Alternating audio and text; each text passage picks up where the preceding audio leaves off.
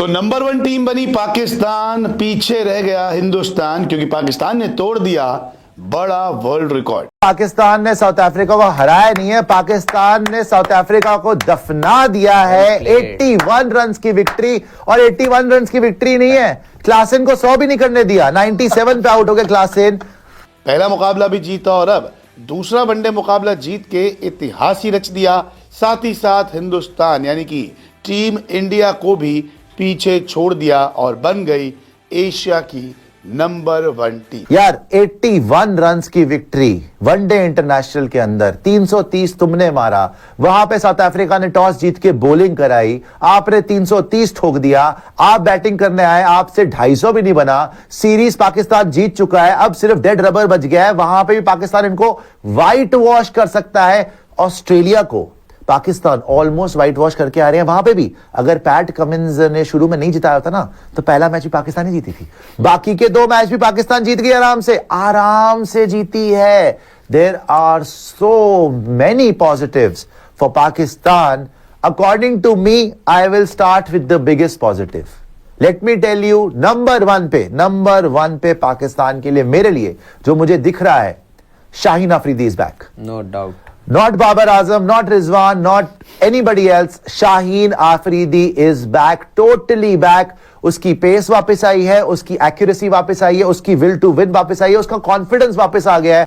South Africa को घर में 50 ओवर में 330 रनों का लक्ष्य था। हालांकि ये लक्ष्य टीम के लिए ज्यादा बड़ा नहीं था क्योंकि टीम घर में ही खेल रही थी, लेकिन यहां पर हेनरिक क्लासन ने 97 रनों की जोरदार पारी खेली। बावजूद इसके बाकी बल्लेबाज हेनरिक क्लासन का साथ नहीं दे पाए और साउथ अफ्रीका को 81 रनों से हार का सामना करना पड़ा। शाहीन शाह अफरीदी ने 4 विकेट लिए, नसीम शाह ने 3 विकेट लिए, हैरिस रऊफ को विकेट नहीं मिला, अबरार अहमद को 2 विकेट और सलमान आगा को 1 विकेट। कुल मिलाकर देखा जाए तो बाबर आजम की एक अरशद के पारी शानदार रही। आप फील्डिंग में देख लो, बॉलिंग छोड़ दो, बॉलर तो वो है बड़ा, लेकिन फील्डिंग में जो एफर्ट डाल रहा है, पाकिस्तान को जो जितवा रहा है, एंड में आके जो उसने यॉर्कर्स मारी है यार, आज जो पुरानी बॉल के साथ रिवर्स स्विंग हुई है यार, इतनी बॉल अंदर आ रही है। डेविड मिलर सेट है। रिजवान ने बोला यार शाहीना आके मेरे को विकेट लेके दे भाई, क्योंकि यहां पर ये दोनों टिक गए हैं। क्लासन भी सेंचुरी मार देगा, मिलर भी मार देगा। शाहीन ने आकर, अगर आप वो डिलीवरी देखते ना जो डेविड मिलर को पड़ी है, अनप्लेएबल डिलीवरी, इतनी अंदर आई है वो बॉल, कट के अंदर आई है लेफ्ट हैंडर को। लेफ्ट हैंडर है डेविड मिलर, राइट, और शाहीन भी लेफ्ट आर्म बॉलर है, तो टेक्निकली उसको खेलना चाहिए, उसको ढंग से कॉन्फिडेंस है, लेकिन इतनी बॉल अंदर आई है और उसका एज लगवा दिया और वो कैच आउट हो गया। उसके तुरंत बाद मार्को यंसन को, फिर रिजवान ने उसको अटैक से बाहर नहीं करा, मार्को यंसन आया, उसको बोल्ड मारा है। वो आप यॉर्कर देखते, तबीयत खुश हो जाती है आपकी यॉर्कर देख के। चारों खाने चित, फिर वो फेलकुआयो आया, उसको आउट कर दिया, फिर वो मफाका आया, उसको आउट कर दिया। तो शाहीन अफरीदी ने 4 विकेट लेके साउथ अफ्रीका को नेस्ता नाबूद कर दिया, खत्म कर दिया। And I have been watching Shaheen Afridi for a long time. इसकी इंजरी हुई, ये बाहर हुआ, फाइनली आकिब जावेद ने इसको रेस्ट दिया, और मुझे लगता है ये अच्छा करा पाकिस्तान ने कि शाहीन को टेस्ट मैचेस में नहीं रखा, कि भाई अभी चैंपियंस ट्रॉफी है, आप कॉन्सेंट्रेट करो, आप रेस्ट करो, पूरा तगड़ा होके आओ आप चैंपियंस ट्रॉफी के लिए। भाई पाकिस्तान को चैंपियंस ट्रॉफी के लिए काउंट आउट मत करना। ये होस्ट नेशन है, ये 110% सेमीफाइनल में जा रहे हैं, और सेमीफाइनल क्योंकि पाकिस्तान में ही खेलना है, इन्होंने होम ग्राउंड पे खेलेंगे। मेरे हिसाब से ये फाइनल में आएंगे और फाइनल में खेलेंगे। इंडिया वर्सेस पाकिस्तान फाइनल के लिए रेडी हो जाओ। चलो, मैंने आपको बताया शाहीन अफरीदी आपके लिए नंबर 1। एक वो देख कितना फ्रस्ट्रेटेड है क्लासन, उसने आउट होके स्टंप्स पे लात मार दी। मतलब वही बोल रहा हूं ना, साउथ अफ्रीका को हराया नहीं है पाकिस्तान ने, दफना दिया है। पाकिस्तान लाइव के मुअज़्ज़िज़ नाज़रीन, अस्सलामु अलैकुम।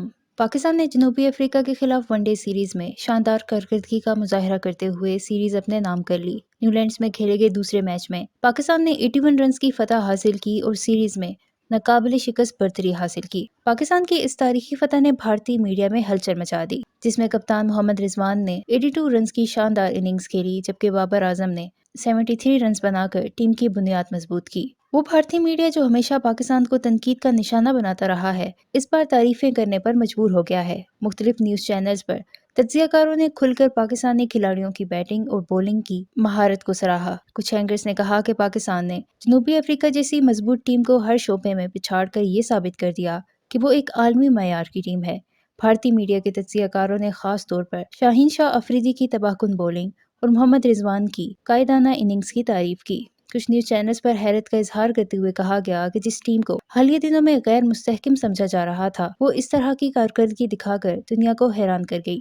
यहाँ तक कि भारतीय मीडिया पर ऐसे जुमले सुनने को मिले कि पाकिस्तान ने वो कर दिखाया जो हम खुद करने में नाकाम रहे।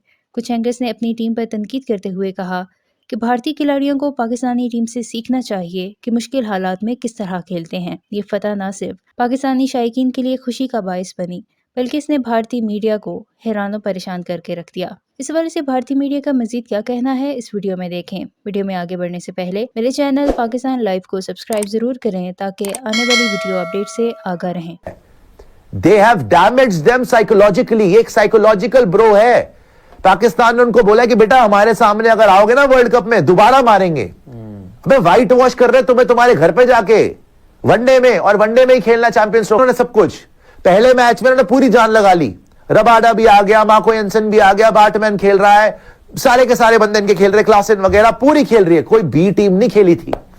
जो बोल रहे ना ये तो जी पाकिस्तान जो जी बी टीम नहीं खेली थी, ए टीम खेली थी और रख रख के चपेड़े मारी। उस दिन तो आउट हो गए थे सारे। सैम अयूब 100 मार गया, सलमान अली आगा मार गया। चलो मैंने आपको बोला सबसे बड़ा पॉजिटिव मेरे लिए पाकिस्तान के लिए शाहीन अफरीदी। सेकंड नंबर पे no not Babar, it is Rizwan. उसकी कप्तानी I will say it's 100 times better than Babar Azam. Aggressive captain है, पूरी टीम को लिफ्ट कराओ। आप माहौल देखो यार टीम में, आप कॉन्फिडेंस देखो टीम में। They are enjoying their cricket. एक के ऊपर एक दूसरे जान छिड़क रहे हैं, वो आके भाग भाग के झप्पी डाल रहे हैं। एक आउट हो रहा है वो दिखा रहे हैं कि भाई यस हमने ये विकेट ली है, हमने मिलके विकेट लिया। सारे के सारों ने प्लान्स बना रहे हैं, एक दूसरे को सपोर्ट कर रहे हैं। पहले लगता था पाकिस्तान क्रिकेट में एक दूसरे की लाशें देखना चाहते हैं, खींच रहे सबको नीचे। आज एक दूसरे को इकट्ठा होकर मदद कर रहे हैं कि आगे आओ। तो मुश्किलें इतनी पड़ी कि मुझ पे आशा हो गई। और अब जो आगे का सफर है ना, पाकिस्तान ने बहुत ग्रेट डाउनफॉल देखा। इनका लग रहा था पाकिस्तान क्रिकेट की डेथ हो चुकी है जब बांग्लादेश ने इनको 2 मैच लगातार हरा दिए पाकिस्तान के अंदर ही, टेस्ट मैचेस। इनके जो वेटरन क्रिकेटर्स थे उनको सुन लेते आप। ओ भाई इतनी दर्द चीखें जैसे कि वाकई ना मौत हो गई पाकिस्तान क्रिकेट की। वहां से जो कमबैक किया जब से आकिब जावेद आया, उसने बोला भाई टर्निंग ट्रैक दो। उसने डाला कटप्पा को, डाला नौमान दद्दू को, उन्होंने आउट करा। वहां से सफर शुरू हुआ। पहले इंग्लैंड को हराया 2 matches back to back. Ben Stokes को तो बेन स्टोक्स करके वापस भेज दिया। फिर गए ऑस्ट्रेलिया, फिर ऑस्ट्रेलिया में जीत गए। किसी को उम्मीद नहीं थी, ऑस्ट्रेलिया में जीत गए पैट कमिंस वाली टीम को। पैट कमिंस ने चलो पहला मैच बचा लिया खुद से, सेकंड हार गए, थर्ड भी हार गए, सीरीज जीत गई पाकिस्तान। अब साउथ अफ्रीका आए हैं। चलो T20 तो बीच में भूल जाओ, इनके T20 का तो प्लेयर नहीं है, इनके पास नहीं है अभी प्लेयर। T20 की इनको टीम बनानी पड़ेगी, उसमें तो बहुत पीछे है। टेस्ट और T20 में मैं नहीं गिनता पाकिस्तान को, लेकिन वनडे में भाई साउथ अफ्रीका को आके दोनों मैच मारना। और साउथ अफ्रीका कोई हल्की टीम नहीं है। It's one of the best sides in the world in the sense WTC final में है ये टीम, और T20 फाइनल खेल के आ रही है, और one day international world cup semifinal खेल के आ रही है साउथ अफ्रीका।